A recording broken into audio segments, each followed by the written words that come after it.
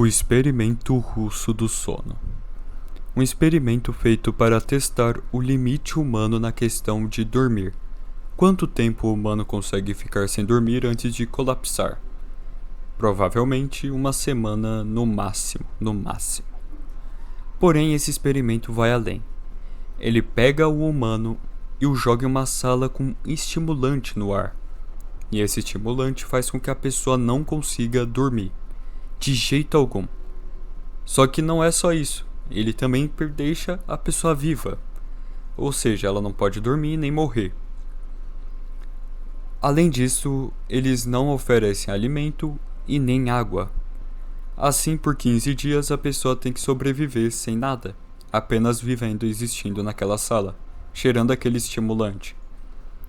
E bom, depois de 15 dias desse experimento, a pessoa sai completamente zumbificada, louca, insana e viciada na droga. Ela perde completamente a sanidade.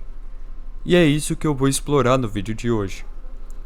E se a gente pegasse os personagens de terror famosos, como Jason, Fred Krueger, Michael Myers, e colocassem nessa sala, no experimento russo do sono? E a gente vai ver o resultado disso. Só que antes, bora discutir algumas regras. Eles vão passar 15 dias exatos dentro dessa sala.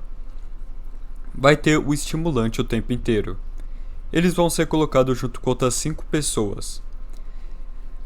E, no geral, é isso. Essas são as regras. E eles não podem matar as outras 5 pessoas, tá bom? Eles não podem. E o objetivo é sobreviver e não perder a sanidade. Esse é o objetivo geral. Então, podemos começar. Começando com aquele que é mais afetado por esse experimento, Fred Krueger, o assassino de Springwood. E bom, o Fred, nesse experimento, ele não poderia dormir e nem poderia acessar o sonho dos outros. Ou seja, ele estaria longe de seu domínio, que é matar pelos sonhos.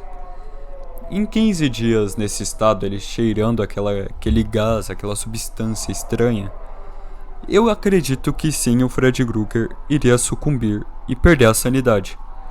Eu não acho que ele tenha a biologia de um humano normal, porque já cortaram a cabeça dele e ele sorriu. Mas ele com certeza tem a mentalidade dele, ele pode ser quebrado, acredito eu. Eu acredito que 15 dias nessa sala seria mais do que o suficiente para ele virar um zumbi, um viciado naquela droga. Indo pro próximo, a gente tem o Leatherface. O Leatherface, ele não é nada mais do que um humano. Por trás da máscara de pele que ele usa, ele é só um humano traumatizado que tenta proteger a família dele a todo custo. E faz tudo o que eles mandam. Dentro dessa sala, sem conexão com a família, sem conexão com ninguém, sem dormir, com aquele gás ali atormentando ele, eu acredito que ele acabaria sucumbindo ainda mais à insanidade. E ele poderia até colapsar e seja lá o que acontecer, entrar em um coma, de tão absurdo que a mente dele estaria.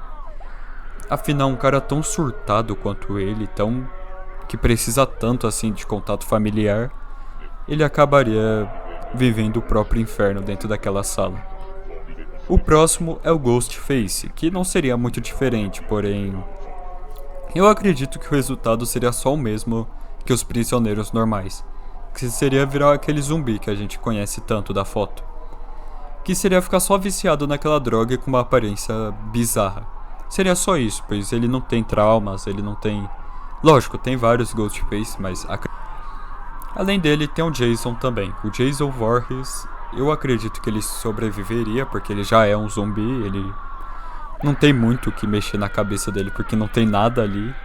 É uma criança num corpo de um adulto que não fala, não sabe falar. E é isso, é só isso. Ele é uma máquina de matar. Não teria o que a sala fazer com ele. Aquele gás, acho que ele nem entraria dentro do pulmão dele, porque nem pulmão ele deve ter. Apesar que ele respira, mas vocês entenderam. Indo pro próximo temos o querido Chuck, o boneco assassino. E esse é um caso curioso, sério, é um caso curioso. Pois ele é um brinquedo orgânico, ele tem carne, ele tem pele, ele respira, fala. Então eu acredito que ele seria afetado da mesma forma que qualquer outro. Mas pode ser até mais intensivo, mais intenso, digamos assim. Pois ele é pequeno, ele sente mais as coisas, apesar de ter a força de um homem adulto. É tipo você colocar um cabrito numa sala com gás venenoso e sei lá, um boi. Quem que vai resistir mais? Vai ser o boi, é lógico. Então acredito que sim, o Chuck ele acabaria sucumbindo ainda mais a esse gás. Agora vamos para um caso bem mais discutível, mais curioso até. Regan. Ela é uma garota que está sendo possuída pelo demônio. Uma possessão está acontecendo ali. Aí eu te pergunto, o que aconteceria com o demônio e a Regan dentro dessa sala, nesse experimento? O que eu acredito é que o demônio entraria em confusão junto com a Regan, que seria transformada naquele zumbi. O demônio desistiria do corpo, provavelmente, porque, apesar de ser o demônio, ele não parece ter tanta influência quanto deveria na menina. Tipo, ele mexe o pescoço dela pra trás, gira e tal, até matou ela. Mas eu acredito que nesse caso desse experimento é algo muito mais psicológico do que físico, e é algo que o demônio não teria muito o que fazer. Então eu acredito que ele gostaria do resultado, eu acho. E ele sairia dali do corpo e deixaria a menina sofrer. Então eu acho que é isso. Isso é tudo que aconteceria com ela. Agora, Michael Myers. Michael Myers, vocês sabem que ele sobreviveria com toda a certeza do mundo. Michael Myers, ele é vazio, ele não é... Como que eu posso explicar assim?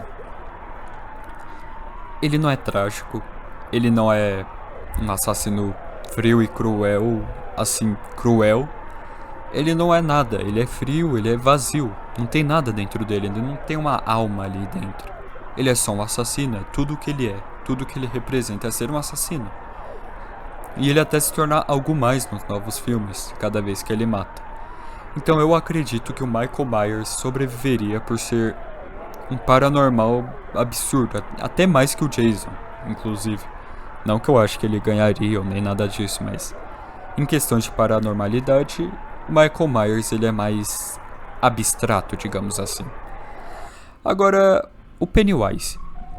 Com certeza ele sobreviveria, porém tem um porém aí. Os cientistas experimentando no Pennywise toda hora, eles não têm medo do Pennywise. E o avatar dele sendo fraco a questões de medo, de vontade, de forças, assim, além do comum. Por exemplo, ele foi bullyingado no filme, no primeiro, e foi derrotado pelo bullying. Eu acredito que o Pennywise acabaria sucumbindo ao experimento por causa dos cientistas, e não do experimento em si. Mas ele voltaria, com toda certeza. Porém, ele aconteceria igual no final do filme, ele viraria pó ali e depois voltaria são e salvo. Agora, o último da lista que eu fiz, e o mais interessante também, que com certeza sobreviveria. Pinhead, de Hellraisers.